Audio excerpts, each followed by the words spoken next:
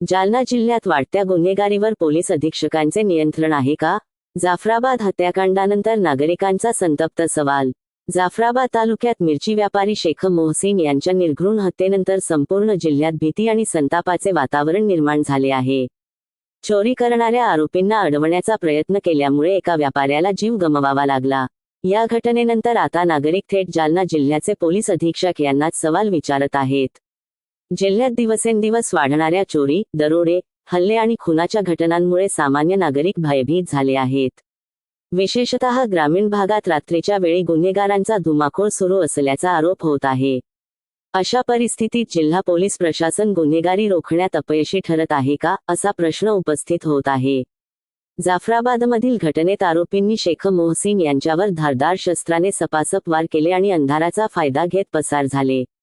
गंभीर जखमी अवस्थेत त्यांना उपचारासाठी हलवण्यात आले, मात्र वाटेतच त्यांचा मृत्यू झाला.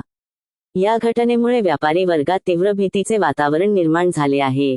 नागरिकांकडून पोलीस अधीक्षकांना थेट विचारले जात असलेले सवाल.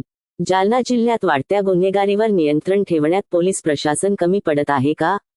ग्रामीण भागातील रात्रीची गस्त नेमकी किती प्रभावी आहे?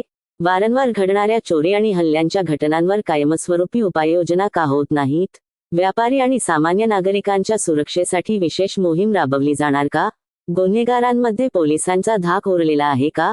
घटनेनंतर पोलिसांनी तपास सुरू केल्याची माहिती दिली असली तरी घटना घडल्यानंतर तपास आणि घटना घडण्यापूर्वी प्रतिबंध यात मोठा फरक असल्याची प्रतिक्रिया नागरिक देत आहेत. जर वेळेत कठोर कारवाई आणि गस्त व्यवस्था मजबूत असती तर एका व्यापाऱ्याचा जीव वाचला असता, अशी भावना व्यक्त केली जात आहे.